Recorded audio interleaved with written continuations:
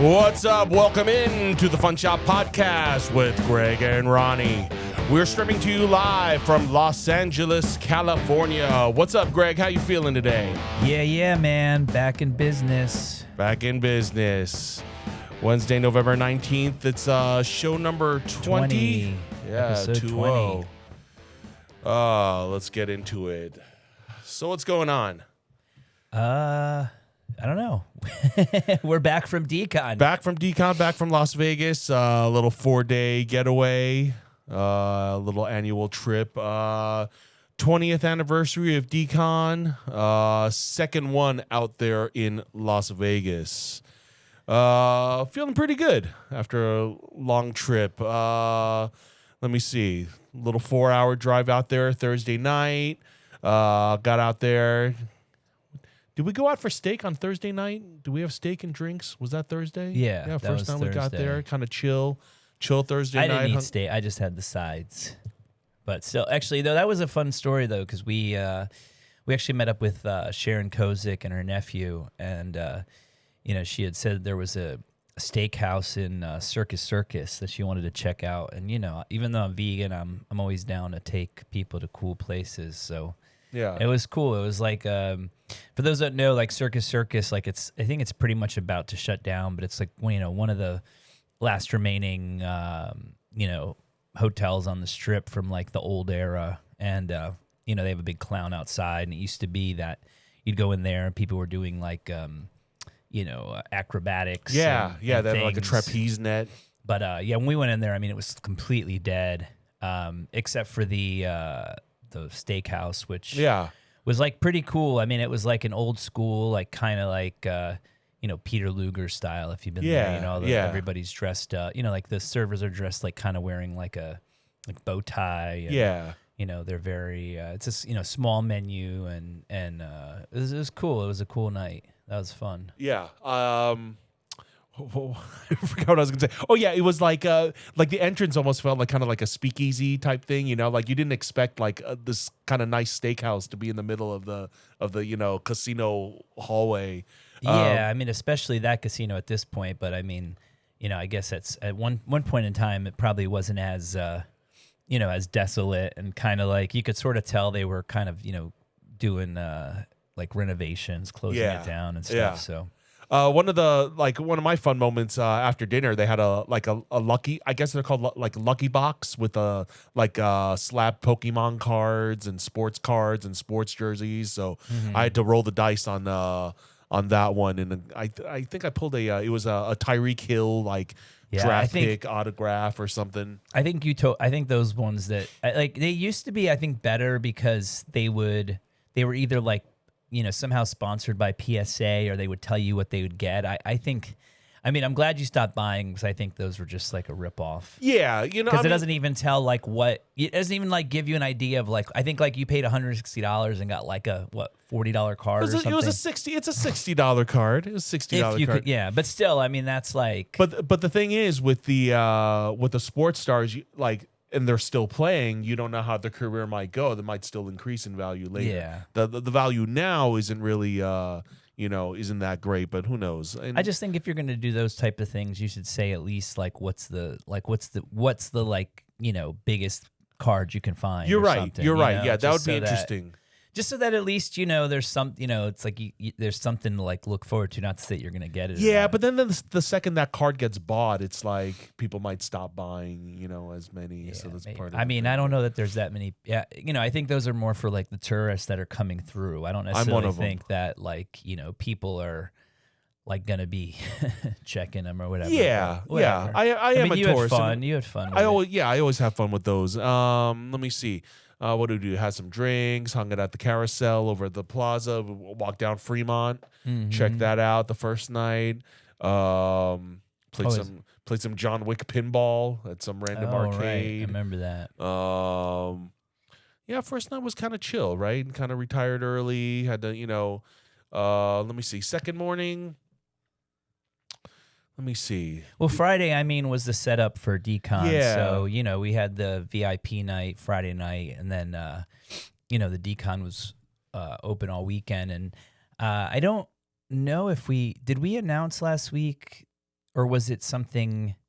Yeah, I guess we kind of, because was last week the it doesn't matter, but I guess one thing that we didn't talk about last week was we had Vintage Selection as like our special that's guest. right. And that was really cool because, usually, like, I don't know, I don't remember how many Dcons ago I decided to start bringing out vintage toys just because, I'm a collector and, I had extra stuff. I was like, yeah, that'd be fun, to sell some stuff. And I'd been traveling to Japan a lot. So, that's right. I'd been buying like more and more like kind of like pachi, like bootleg stuff and weird little kits and things that, I bought for myself or I bought with maybe the idea of like reselling it. So, with Vintage Selection, it was cool because it was sort of like, the old school style Mishka booth, absolutely.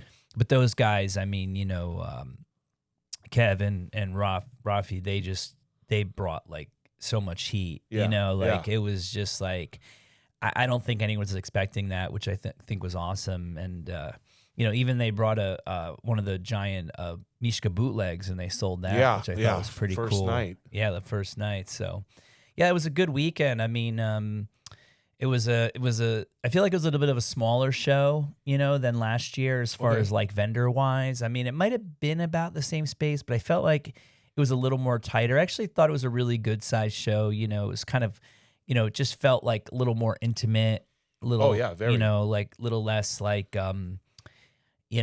just spaces of sort of nothing going on. It was almost kind of like whenever you walked around the show, you saw something going on. And, there was a lot of cool releases. It seemed like people generally, were able to get what they want, had a good time. I didn't buy too much, but that was fine. I just bought a few things and, we sold some stuff. We had, you had your vintage stuff out there, which I thought was cool. Yeah, brought out all the old Mishka, T-shirts and some cut and sew and whatnot. Yeah, all of the the extra large sizes. Some people walk by and the second you tell them they're all extra large, you're like, oh, I'm a medium or but I mean, small, X large generally is a good size because people are wearing stuff baggier. Yeah. But I mean, that's from your, that's just from your collection. So yeah, exactly. But it also shows how I don't know. I think it's hard to sell clothing at those events, especially like size stuff because, I don't know. Like I just felt like Dcon is not the, it's like you want to do a T-shirt to commemorate it, but I just feel like people aren't really going there to buy clothing. Yeah, absolutely not. But I'm one of the people that always wind up picking up a T-shirt at those, even at like art book fairs. Like I'm the guy that like I'll find a T-shirt that I want. You know? They did pretty well. I mean, I did pretty well. Of course, what I made, I kind of spent at the tables, but no, it was pretty good. There were like a good amount of people that were like, "Oh, Mishka" or whatever, or like I put out a Boba Fett T-shirt, and there was a lot of people interested in that. But of course, at the end, no one picked it up. But it doesn't matter.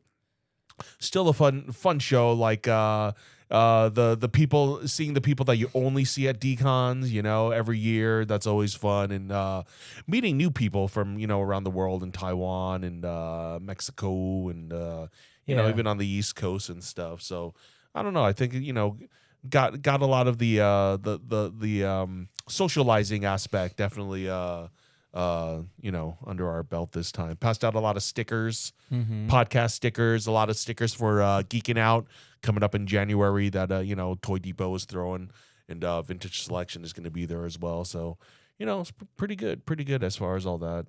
Yeah, how that goes. Yeah, it was cool. It's always good. Dcon's a good show. If you're especially, if you're into art and artists, especially ones that kind of make toys or things in that nature, because it's a good time to it's really easy to access artists. So it's always a good show, and especially if I mean, obviously there's things set up for people to do signings, but you could just sort of walk around and see people, and which I always think is cool, because sometimes you go to the bigger conventions and it might be a little more difficult for that to happen. Yeah. So Dcon is I thought I mean, obviously they had all the different like lotteries and stuff, but I felt like everything sort of went pretty well. Like I said, people seemed to get what they wanted, and there wasn't anything too crazy. I mean, I don't know. I'm curious about the attendance this year. The attendance seemed like it could have been a little bit less, but I feel like even with less amount of people, I feel like people were spending money. People were buying something. It looked like, everyone that I had talked to from, just random people that I walked by their booth or, people that were next to us and stuff, like seemed like everyone was doing pretty well. Yeah. Yeah. I think one of the first times I've seen them at a Designercon was like the Saturday morning cards. Oh, yeah. Like that booth. And I mean, that booth was always packed. Yeah. No, I mean, we know Dan, the great curator from, when we started going to card shows more, and him and Merle were doing Between Two Slabs. And then, Dan started his own company. I guess seems like it's been about a year ago or so. But, it seemed like it was doing pretty well. He had a bunch of his artists out there. Every time I walked by, it seemed like, people were like really excited going off. And it was always packed. He was like standing on chairs, like trying to, hype up the crowd with something. He definitely had a busy booth. Metacom, of course, their booth's always busy. Wow. Yeah.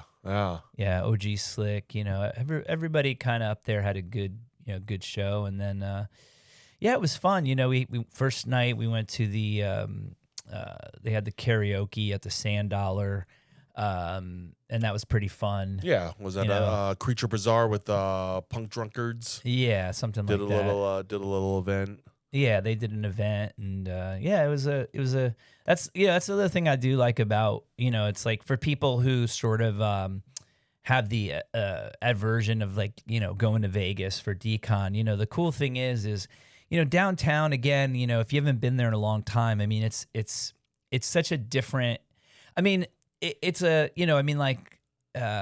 Fremont's like a freak show. Yeah. There's people hands like down. in gorilla costumes and Chucky costumes and there's Donald Trump. I mean, there's just like there's like just entertainers, doing things for to get tips, and people are selling art, and there's like I guess there's all these like weed shops, but our friend Jeff was telling us that like all the weed on Fremont's fake, which like I don't know. I mean, I'm just telling what he said. But, I'd like to take the Pepsi challenge, take the taste test and find out for myself. But yeah, I mean, it kind of makes sense. I kind of trust him. Yeah, I kind of trust him. He's in the industry. But, it's like the cool thing about where Dcon is and like everyone staying downtown is like, everyone sort of hangs out around the same area, not like where, maybe in like a bigger city, like, especially like Los Angeles or Anaheim where, things are more spread out and, people kind of just stick to their own. But, it's like you could just sort of go down to the plaza to the Sand Dollar or that area and you kind of always run into somebody. So, if you're thinking of going to Dcon and you haven't just because like you hate Vegas, like, you don't have to go. Like, I don't think we went to the Strip like once. No. I mean, we went there to like go to the Circus that one night, but I mean, that's not even really on the Strip. It is. I mean, closer. I mean, it's towards relative. the end of the Strip. Absolutely. Basically the Stratosphere, in my opinion, is like the end of the Strip. Right. So, like I don't know, for the people that have the aversion of going there. I mean, obviously you're still in Sin City. You're. I mean, actually, I think Sharon and her nephew stayed. Like and the thing is too is if like you don't even want to be in a casino. There's literally a hotel across the street, like literally across the street from the convention center. That's just like a regular center, hotel. Which is like, it's a regular hotel, no casino. So, it's like if you don't want to see the good thing about downtown and like that area is like if you don't want to see a casino while you're in Vegas, like you can avoid it. Yeah. You can just go to, you could go to dinner or you could, I mean, it's just like, it's not. I just think people have this. I only say it because in case anyone's listening that like have the aversion of going. That's it's a great point. You could go to Vegas obviously and like go crazy. I mean, Saturday night I went. You kind of we were supposed to go out. We'll get into that. We'll get into it now. I mean, like Saturday night. Because Friday.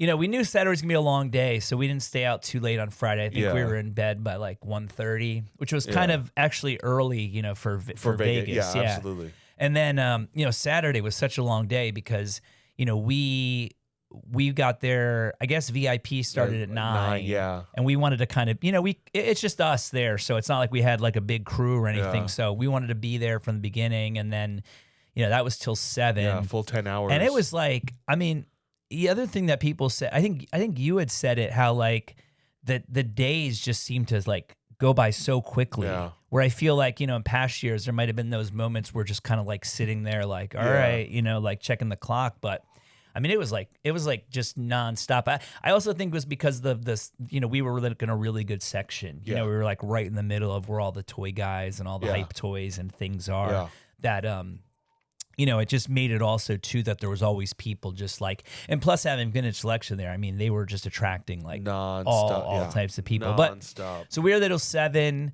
Then we went back to the hotel, chilled out for a bit, and then went to the sand. Oh no, I think we had some food. Went to the Sand Dollar, and then I ended up having a really good conversation with this guy Chaz that owns Cardsmiths, and it was funny because we had talked about maybe going to like a bar or something. Yeah, and going out. And it was funny because like you kept on like kind of like walking around, and I thought you were like getting pissed or like you were bored.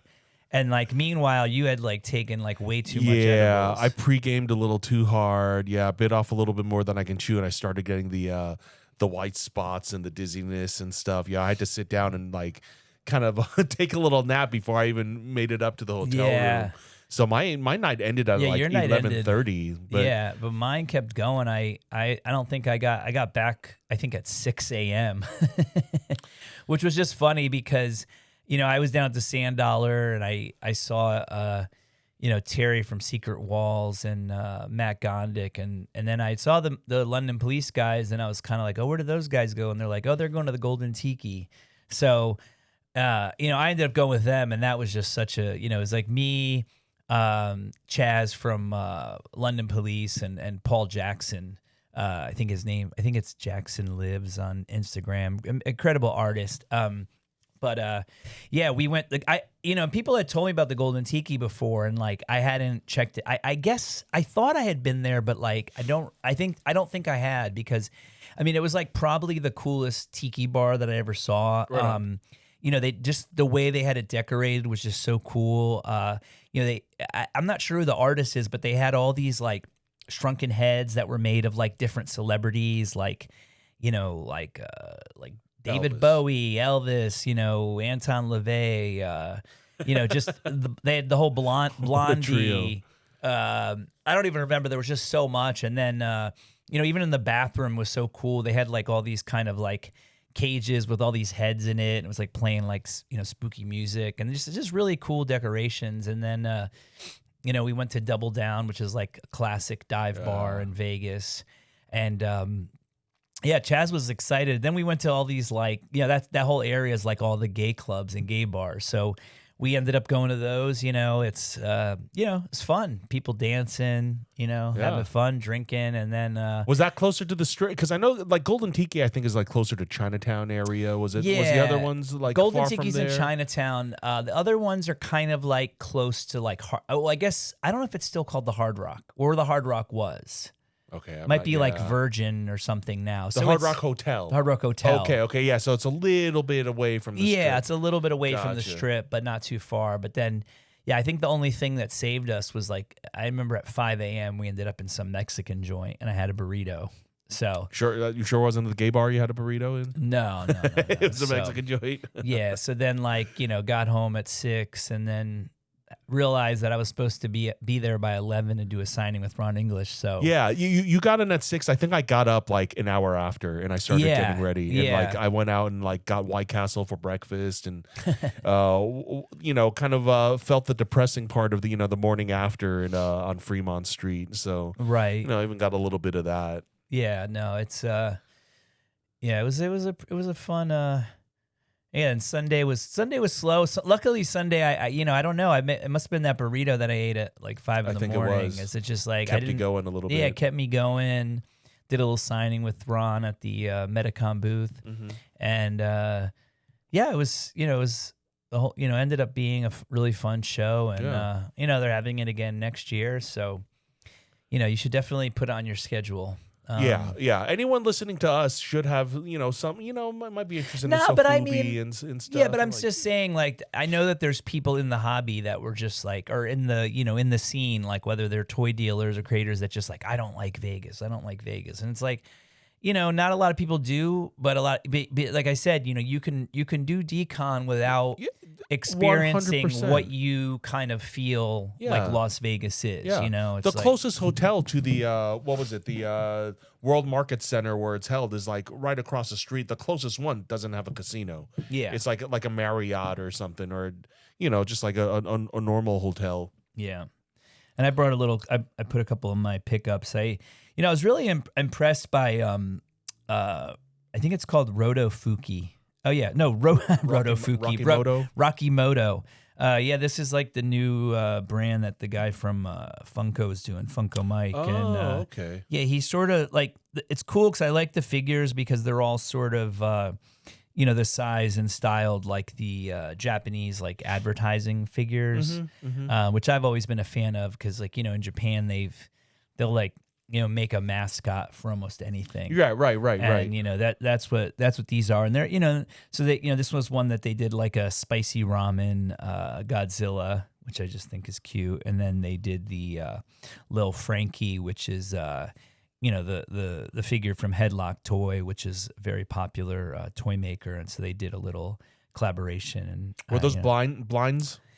Well, the Godzilla is like limited to like a little over 1,000. Okay. So you actually got a card with like saying what number, and then the little Frankie. So this was the basic one, and then the chase was one of him sitting down. It's like 1 in 4. I bought 2, and I didn't get the one sitting down. So. Yeah.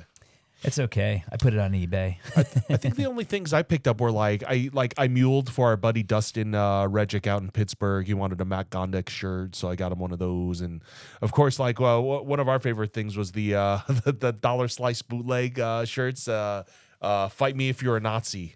So yeah, that was an interesting one. Had to get that one just because it's just so different. Yeah, I think I still don't know if you bought one for me. I did. You got it. Oh, okay. Yeah, it's the one you got.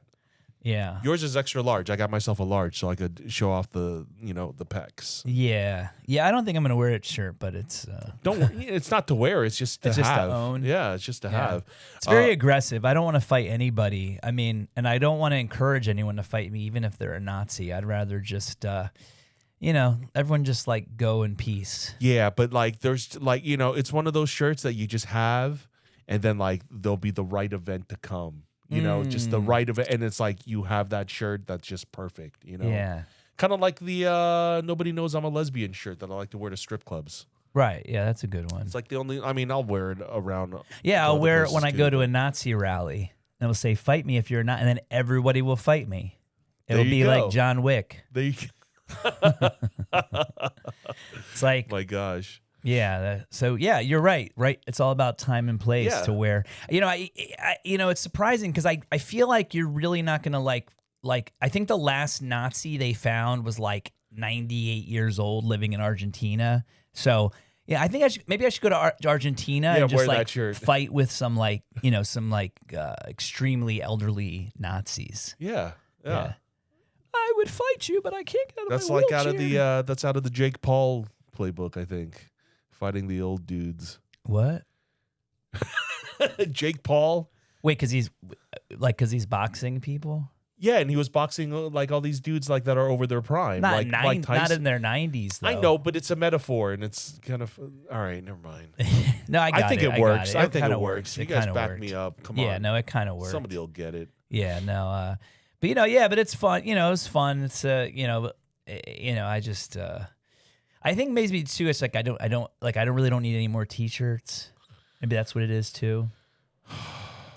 I don't know. Nothing. No, I appreciate the gift. I appreciate the gesture. But like you said, the right time, right place. None of us need any more T-shirts. I mean, when we get down to it, right? Yeah. We all have enough. But yeah, when you don't really collect Sofubi and you're at Designercon, it's like, oh well, that's different. Right. I mean, like if you that's more me. That's more of. I mean, I don't. I think probably it's got to be, more than half the people going there are collect, not even Sofubi, just collect toys. Yeah. Whether it's like soft vinyl or, I explained to a few people, it's like, yeah, I'm not into like the Hasbro and the, Kenner stuff, the That's old what you're vintage. into? Yeah, with like the G.I. Joes. Oh, you were telling people. Yeah. When you talk about toys and, Right. Sofubi and stuff, I'm like, it's not really Well, Dcon's more artist based. It's like Absolutely. more about like artists making toys rather than just selling like, just unless it's, but I guess unless you're doing like, properties like Godzilla and Toho and all these things where you're doing all these different versions. my very first experiences at Dcon were all through like Mishka and stuff. So it's always been like, Korean bootleg VHS tapes and, like patches and, random, just gag toys and random stuff that you brought. So right. I don't know. I always thought that was kind of the weird stuff is what I liked. Yeah, no. I mean, I always tried to bring the weird stuff, but we let Vintage Selection do that this time. Yeah. Also I think the one thing that's interesting about the whole toy scene, you see, it's very similar to any other hobby where, you have people that have been there doing their thing, and then you just have the people that just want to collect, I call it the hype toys, but it's like, I feel like just like card collecting and other things, it's like, you do see real collectors, but then you see the collectors who they just buy whatever is like whatever they have to wait in line for. Like, it's like, if there's not a demand and you don't have to wait in line, then it's like, it's not cool. And, it's just funny to me because I see so many people that I've seen for years that are just so like, they just have this like kind of like tunnel vision. They're there what they can get. And I'm like, I don't know. I'm not, it's kind of what turned me off to like the toy scene, but that's okay. I just come out there and do my thing. Cause it's like, I just can't deal with the whole, I've just been in the hype game like too long to deal with people that are just like, if the toy, I don't flip, but if the toy can't be flipped immediately on eBay for double or triple, you're not buying it, right? You don't see the same people going around and buying the shit that's like available. It's like they're only buying the shit that, and that's, I mean, I don't know. That's just one of my gripes. Rare. It's just rare, right? They're hunting the rarer stuff, or whether it be for a paint job or like, I don't know if the mold. I don't know. I think generally a lot of people actually like toys, but it's really about like if it's worth more money. Yeah. Like if you can get more money. And that's just like... That ties in with the social status of having that toy. Probably, yeah. A little bit if somebody knows you have that one or whatever. Yeah, I guess so, yeah. Something like that. Or it's like they know you're the guy that always winds up getting these rare toys. Now, I don't even know. I think it's... Yeah, but I think that's it too, right? Is like, I think there's some people who they just continue to go and buy the things from the same people because... they never want to not have the opportunity to buy them. Yeah, I got whether you. They're going to keep it or not. So as far as like a business relationship. Yeah, I think so. That makes sense. Because that's how a lot of the smaller designers kind of have to do it, because it's like at the end of the day, it's a delicate balance between selling to people who are just buying it to resell and selling it to quote unquote real collectors, because people are finicky. I mean, there are some, there are collectors who are diehard that want every one, and then there's other collectors that are just kind of buying it with the idea that it's like, oh, well, when I sell it one day, it's gonna be worth a lot more money.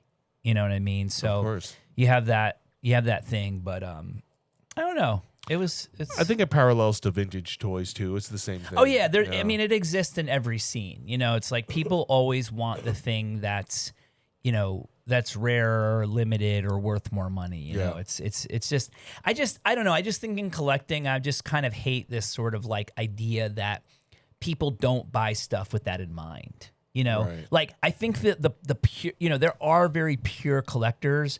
I do, to me, like Japanese collectors are like that. Like most Japanese collectors I know, like are very like, but that's also part of their culture. Yeah. It's like a very like, very strict samurai culture in the sense where, but here, it's a little more, there's like Americans are kind of like, relax and lazy. Relax and deceitful, liars, cheaters.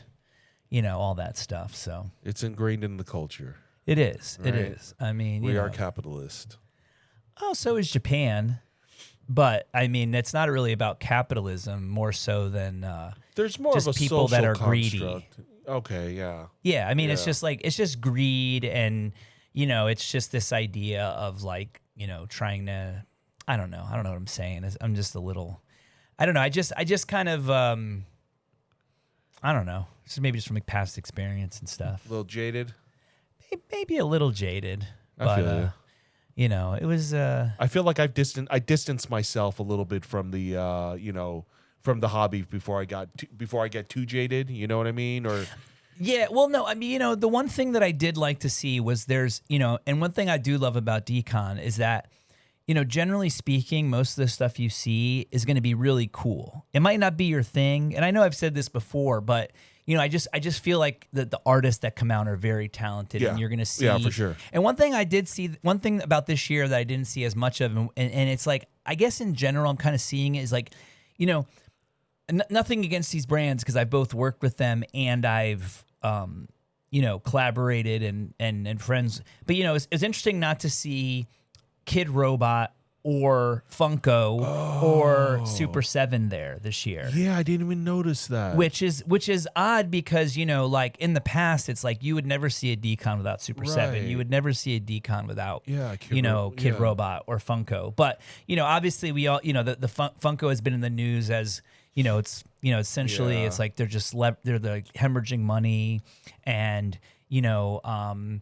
who knows what the future of, I know like Kid Robot, I mean, I don't know if no one told me say it's a secret, but I'd heard like somebody had told me like right before Dcon, like they laid off a bunch of people.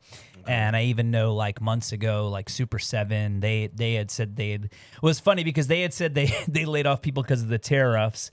And then there were people commenting like, well, how come you fired me 3 months ago then, like before the tariffs. But I'm not trying to I think what it is just that, this whole licensing thing is just like got completely out of hand. And it's like, I mean, not to say that licensing isn't going to continue to happen. I mean, it's like, but I think it's like, it is interesting that you didn't see these brands who basically their entire business is based on licensing. Yeah. Were they even there last year? I believe so. I think this is the first time that neither of those brands were there. But it's just interesting to see that a lot of the brands that weren't there are the ones that, were their business is licensing. Right. I mean, the one thing that like, I was talking to someone else about this and I think, we're kind of like, it's almost like we're getting back.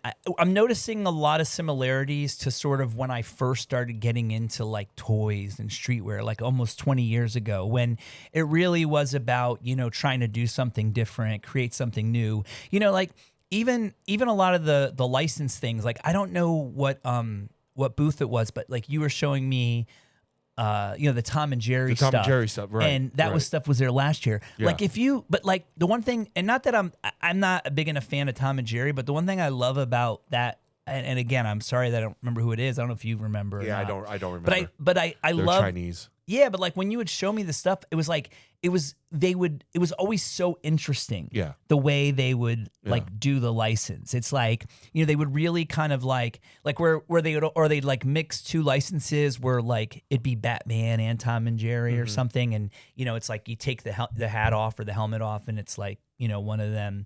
I just think for a while, and again, I'm not trying to like discredit any brands, but at a certain point it's like, I just think people get tired of seeing the same exact thing just in a like, oh, now we're going to do a plush. Now we're going to do this. Right. Now we're going to do that. It's like another fucking action figure from, some license. It's like, it's like people, I just feel like people are over it. Yeah. I don't know. I'm over it. Yeah. No, I mean, not that I'm not necessarily, it. I'm not necessarily the customer, but it's just like, I'm so over this, like, everything's got to be licensed. Like there's no originality. It's like, if you're going to license something, I mean, even like Mondo, with their Godzilla stuff, it's like they're actually getting like really cool artists to do shit. They're not just like regurgitating.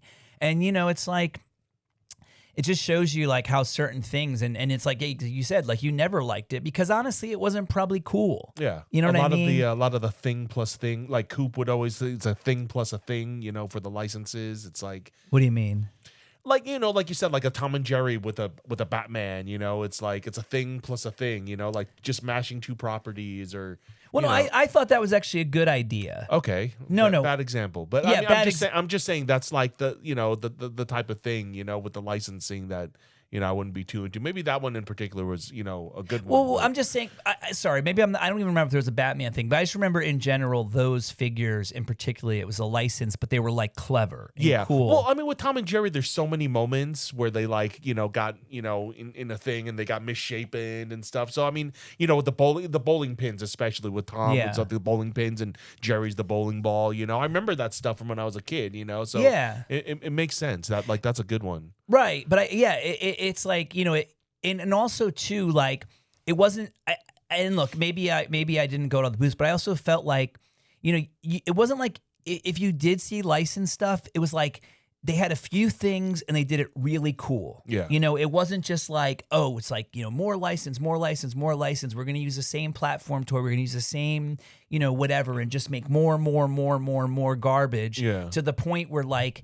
You have companies like laying off people and going out of business because they sort of like forgot where they started, and it's like, but I get it too, because, it's like you want to stay in business. You got to do whatever you can to stay in business. Yeah. And the reality is for years and continually, the licensing is just where it's at. And I mean but that's also our culture. But I feel like that's changing a little bit. I think people are getting, even films, like people want something new. They don't want just the same thing.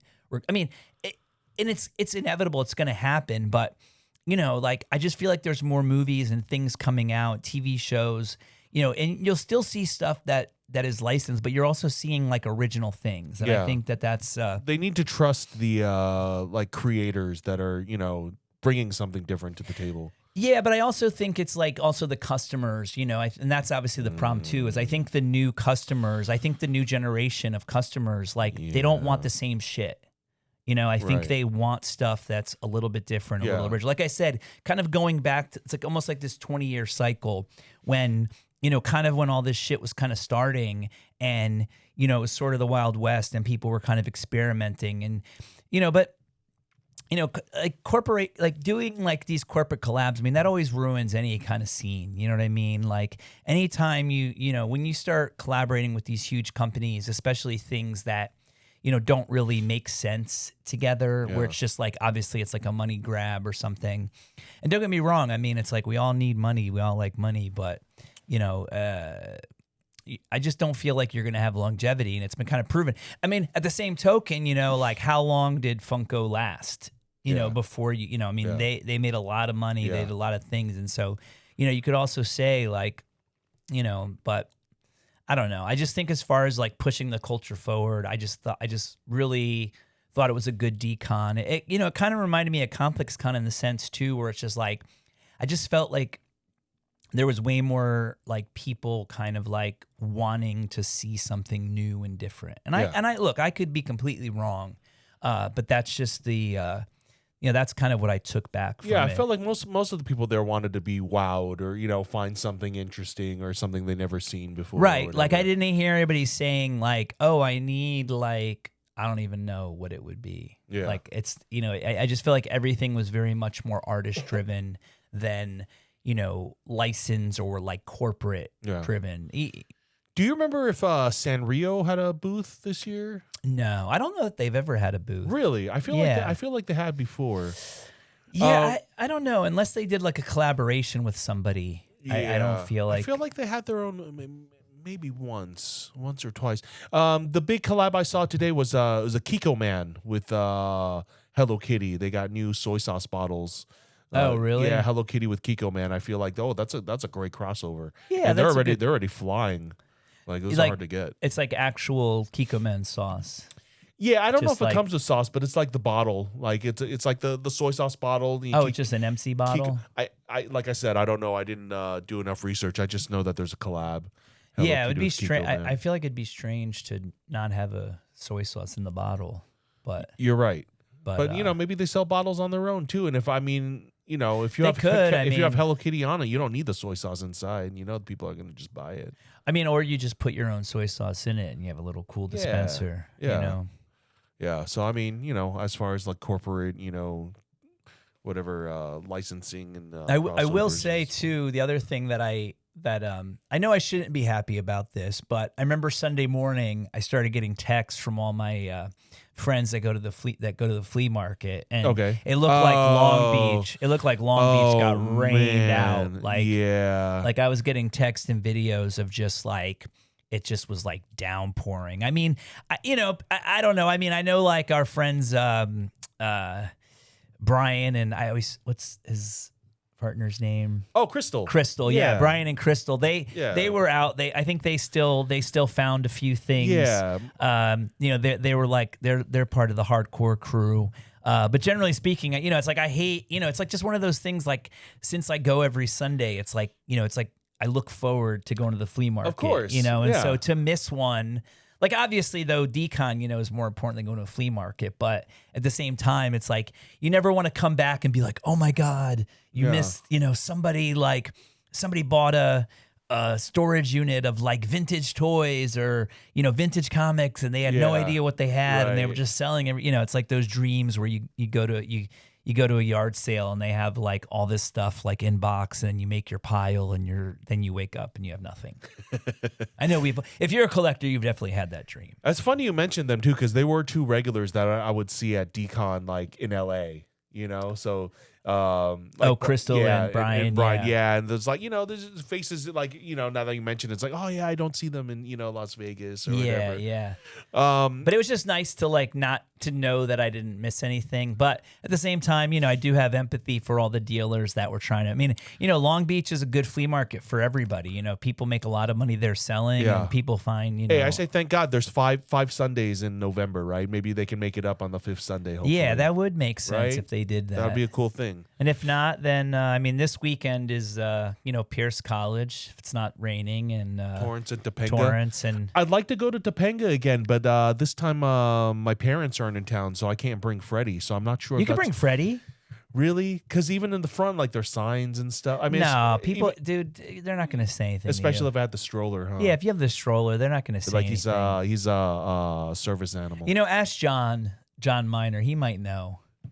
Or I might just risk it anyway. Just risk it. I mean, what's the worst? Worst comes to worst. If I have him in a stroller, I mean. Yeah, I don't think they're going to say anything. Right. I mean, that just seems pretty ridiculous. I mean, it's literally like it's like a parking lot. Like, what the heck? It's not Rose Bowl. No. Rose Bowl, I wouldn't risk it. I mean, no, people bring their dogs. That's the thing, is people bring their dogs to, like, everything all the time. I just feel like California, you don't, like, I mean, literally every place that I go to, like even Target, like says no animals. And you go there and you'll see, like, 3 dogs. Yeah. Because, like, most people, it's like, if you have your dog under control, like, most people don't care. Yeah. Like, and if you do care, like, you're just miserable. Yeah. You know what I mean? Like, you're going to yell at a dog that's in a stroller, like, literally doing nothing. Right. I mean, it's one thing, though. I mean, I have seen, like, PCC, for example, a lot of people bring their dogs, and I've seen, like, dogs, like, fight, and it's, like, kind of crazy. And it's, like, anyone who you ever notice, like, people who have, like, a crazy dog, they're always, like, defending it. They're like, oh, he's generally so friendly. He never does this. Yeah, and it's not like, this time. It's like, no way. It's like, everyone knows your dog's a freak. I mean, it's not. I mean, look, it's like, we get it, but I feel like, but I don't know. It's like, I hate to say to bring your dog, but I can't, like, not Freddie. Like, I just feel like it wouldn't be an issue, especially if it's in the stroller. Yeah. You know what I mean? And it's just like, but yeah, so if it's not raining, I'll definitely be at both of those. And, and then I don't know about the 5th Sunday, but next week we're going to have guests on. We're going to have James and Crystal that do Analog Outlaw. Yeah, it's at Nooner's Books and Astralize. Yeah, so they're the two that put on the Bibliomancer. Bibliomancer. That's his, I think one of his book publishing. His publishing book label. Yeah, so that's gonna be a really fun show. That's coming up December 6th. So we're gonna be talking to them next week about that show, and it seems like they have some pretty cool, like, some. I mean, they seem to have some pretty cool like vendors and some of the vendors have like are releasing new books or have like special guests. I noticed there's just you definitely got to follow them because there's some cool stuff. And then the other thing they announced is that they're going to have actually like a local Vietnamese shop with food. So they're going to have in like banh mi's for sale. What? Like a truck or just a vendor bringing food? It doesn't matter. It doesn't matter, but it's like venders, and then they even had like having a vegan version. So of course, right. but something for you. Yeah, but my only and we can maybe one thing I do want to ask them is like, why do they only have it one day? I really wish. I mean, again, I think it's the venue because I know the venue they have it at is like it's some kind of event space and theater. Right. So maybe Friday night, because really it's like it'd be cool if you did like a Friday night, like a kind of a VIP night, and then Saturday you had the show. Interesting. Just to give, because the one thing I think about Analog Outlaw that I mean it's like, but I guess it's similar to like the paperback show. Did you ever go to the paperback show in Glendale? It's like at the same place, the Civic Auditorium or whatever. Right. It's like zines. Well, they call it a paperback show. So the primary, it's like kind of like the postcard show in a sense, where the primary thing is paperbacks. Gotcha. But I mean, that there's so many other things being sold than paperbacks. Right. But there's a lot of paperbacks and there's a lot of rare paperbacks. That's a big, but it's like you go to those shows, they have like pulp magazines and comics and art and I remember one of the I don't think it was you. Maybe it was my friend Eric. No, neither of us bought it. But like, for instance, I remember like one of the paperback shows, like one of the vendors had like a huge like original like theater display for Ghostbusters. Okay. And it was, crazy. And it was like, it was like $1,000 piece. And I think they sold it for like, whoever bought it, I think paid like $150 or $200 because, it was just something that some dealer got. They had no idea like what to do with it or what it was, and they were like, "Oh, I'll just bring it to the paperback show." It was a paper cutout display. It was like a giant paper cutout display. Like it was kind of like the classic one. No, where they're just like all kind of standing there, and it has like the building real tall. Yeah. And it might have been like it could have been a video store thing too, but it was big. Yeah. And it was like inexpensive, and so so kind of getting into like Analog Outlaw. Analog Outlaw. I mean, it runs the gamut. I mean, you have. Like, you have people selling vintage stuff, kind of like we do, more vintage stuff, not stuff that we're producing. But then you have people who are producing books, like, even like the Bibliomancers, right. they're making their own books. But then it's like, you have like Johnny Ryan set up there and Sue. And Sue. I always forget her artist name. Oh, you got me. Oh, sorry, Sue. But we'll put it in the we'll put it in the thing. But so there's artists there selling the original art, and then there's also people selling like a lot of vintage books. But then like I remember the first time they did it, there was I bought like there was like vintage teas and there's records. It's just kind of like whatever anyone decides to bring. Yeah, real like a counterculture market. It's a counter. That's a perfect way to describe it. It's like a counterculture market. And I mean, I remember getting like T-shirts, like fake showgirl cheetahs. Oh yeah, like T-shirts and right. They were kind of a new brand. Yeah, like it was like movie T-shirts, but like it was done well. Yeah, wasn't it like? It was like a strip club that was like in a famous movie. Yeah, because I mean, she danced at Cheetahs. Oh, it's Showgirls. Yeah, it was for Showgirls. So it had like Elizabeth Berkley is Elizabeth Berkley was Showgirls. Right. Oh, I didn't. So, you know what? So it was like the fake club in the movie. Yeah, well, Cheetahs is a real club, right? But I'm saying, but it had the real phone number for Cheetahs, but it had her image on. Yeah, so it's like kind of this crossover. But it's, I mean, one of my favorite shirts. No, I remember still I saw waiting to wear. Yeah, I remember when I first saw the booth, and I was like, Ron, you got to check out this booth. It's like because I know you really like Like, I mean, I like him too, but I know you're a really big fan of like the kind of new people that are making like these concept all over print shirts. I mean, they're really creative and fun and unlicensed usually, right? With some of them when they're done right, if they're done right, it's like almost like kind of perfect. Yeah. So that, I mean, I love that one. I feel like that was one of my only pickups at the last show. Yeah. And for me, it's fun. It's a place I can bring like my nude photography artwork to, and like just leave it out, and people aren't gonna trip on like, you know. Well, no, I mean that's the thing about having a counterculture show is it's literally, you know, that's why they call it Analog Outlaw. It's not.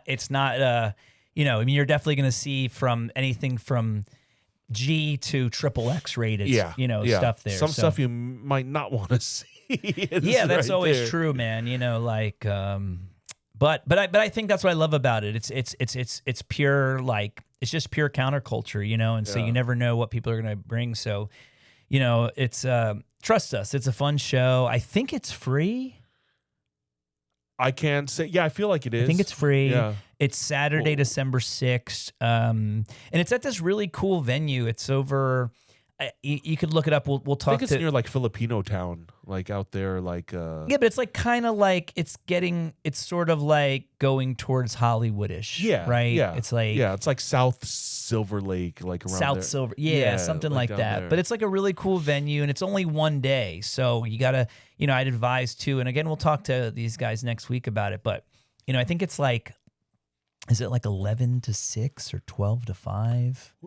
10? Yeah, that I can't say. I don't remember, but I will say info. If you plan to go, you should go for the whole day because it's like, you know, there's so much to see and some people's booths are so, you know, they might have all these little things to look through. So, you know, give yourself some time for sure if you plan to go. Yeah, there are 2 rooms. I don't know if a lot of people realize there were 2 rooms. Right. That's the other thing too, where it's like you had the main room and then I remember even like trying to like, can I put up a sign on the door just saying like more vendors this way? There were 2 ways to get there too. There was like through the little coffee bar area, and then you could go through like the outdoor patio smoking area through there too. So I'm excited they're gonna have food this time because I felt like that was definitely one of the things. We're always excited when there's food. Well, I mean, you could also get, you know, there's also a full bar, so you can get drinks, and then they also had a little like coffee, like a little coffee stand, like a, you know, I think sort of like a pop-up, like a local store, you know, which is cool. What did we do about food last time? I didn't go the whole day without eating, but I don't remember what I don't know, man. We must have like, maybe we got like a pastry or something from the coffee people, or maybe we just didn't eat till after.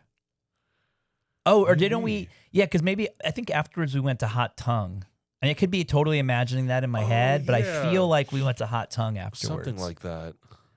Shout out Hot Tongue. Yeah, Hot Tongue Pizza over in they got the best. Frogtown. They got one of the best vegan pizzas. Even Ronnie likes it. That vegan white pizza with then you add on the vegan sausage. Oh. They used to have the everything bagel crust. Oh yeah, that was a mistake. I don't know why they got rid of that. That made it like the perfect. It's like a white pizza, vegan sausage, with the caramelized onions, onions, mushrooms, and I don't know if they had did it have mushrooms too? I definitely had caramelized onions. I feel like it might have, or maybe we added mushrooms. Yeah, but that everything crust was like so legit. And did they with that vegan ranch that they make? Oh, so yeah, they make their homemade. That cauliflower. It was the buffalo cauliflower. That dude, their buffalo cauliflower is so bomb. All right, yeah. Sorry, I'm gotta work hungry. it into the schedule. Somehow. We got it. Yeah, because I don't know. I'm getting hungry. The last time I had come over, Lisa was like, please, no pizza. We always get Hot Tongue when you're here. But you know, it's like in some ways I like I'm glad that we actually went there a couple times because like, you know, they do have vegan slices. Yeah. And it's actually a pretty good deal. And it's like, you know, sometimes it's like you only need like, you know, 2 slices of pizza. 2 slices and a can of soda. Yeah, a can of soda. Of course, we do always get the cauliflower, buffalo cauliflower. You gotta get that. So good, and their homemade vegan ranch is just like it beats any other. Like I haven't had it at a lot of places, but it's just the tops. And you're like a total meat. You're like you eat anything. Yeah, like literally, I eat the meat. Any. I'm Chinese. Yeah, I'll eat. You put a frog in a hot pot alive till it boils, and then eat it. Yeah. I was gonna go to the chicken feed at the dim sum. I feel like that's one that I got into recently that I never did before. Oof. But like, do you eat? Is it like steamed, or do you get the ones where they're like little fried with like some kind of goo on it? It's braised. Okay. It's braised, so it's like almost like a stew, you know. Why do you guys? You guys. Here we go. No, why is it whenever I see chicken though, and like I don't eat it, but why is the chicken always like cold and like like yellow. It's not always. It's because you're seeing it as an appetizer dish, maybe. Oh, is that what the difference is? Yeah, because when it's served cold, that's usually the appetizer. It's an appetizer dish. The appetizers are like kind but of why a do they cold leave thing. all the skin all like it looks all rubbery? I mean, that's just the way it is. I mean, yeah. I mean, it's soft. I mean, when it's cold, it's probably a little bit chewier. Oh, yeah, okay. but like when at the dim sum when it's braised and it's like reddish in color, Yeah. it's like real soft. It's like gelatinous. Maybe I like need to tendon. make some like maybe I need to come up with vegan chicken feet. How would you do that? Yeah, we can brainstorm that one. It would have to be some sort, like a gelatin thing, on the like outside a mold or and something, and then, yeah, but there's like how do you like even with the chicken bone and like we eat around it, so it's Yeah. like how would you do all that? Well, I mean, sometimes like the first time I'd ever had like a vegan drumstick, like the old school ones, they'd always put a stick in it. Okay. So you'd have like the wheat glute, like the little gluten. Yeah, and then yeah. they just put a stick. So then at least if you're eating it, you kind of like chomp on the stick Yeah, like it's a bone. And to make it kind of handheld for you. Yeah, like, yeah. I didn't know they made that. Yeah, so maybe you could use the stick and then you like wrap some like tofu around. 'Cause I think if you made it like out of tofu skin.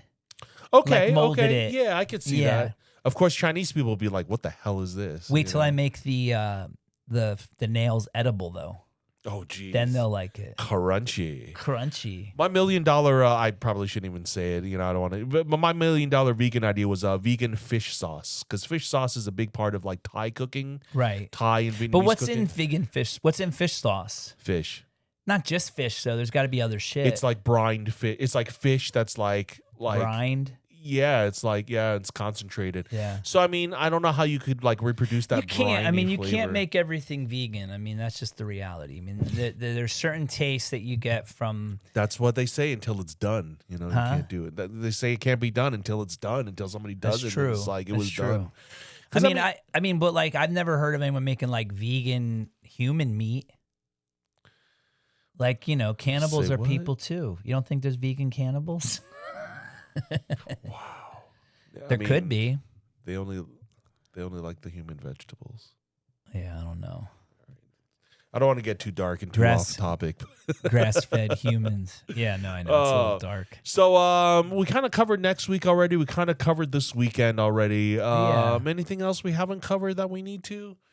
I mean, we don't need to cover anything. We just kind of come up with content, right? Yeah, I know. I'm just trying to think if there was anything. Oh, and we forgot to note. anyone we've got to shout out or any other stories. I did like how when you met Ron English, you said, "Hey, I'm Ron Chinese."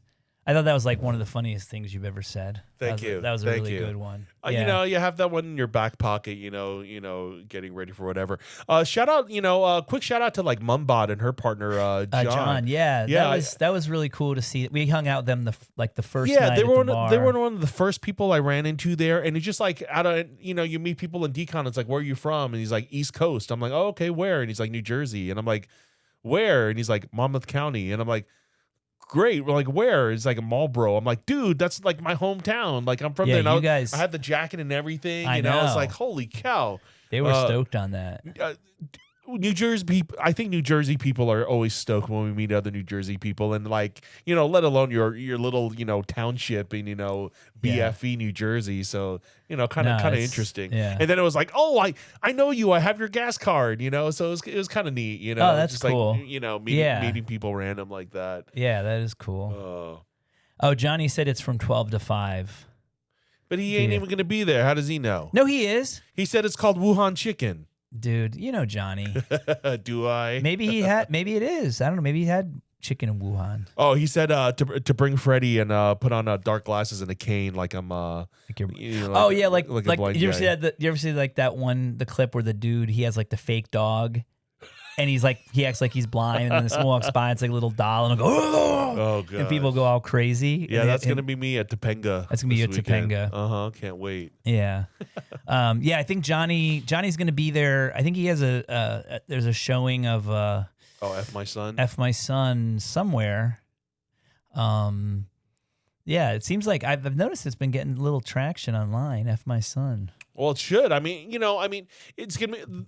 the more people that see it, right? And you have to wait for it to get to your city and stuff. So it makes sense. Yeah. But yeah, I love to see all the posts when people are putting up the glasses, like, and they're like, "Oh, I just saw the craziest movie. You won't believe it. Blah blah blah. Triple X or it's rated X." And I like how there's still people going, "That's AI slop."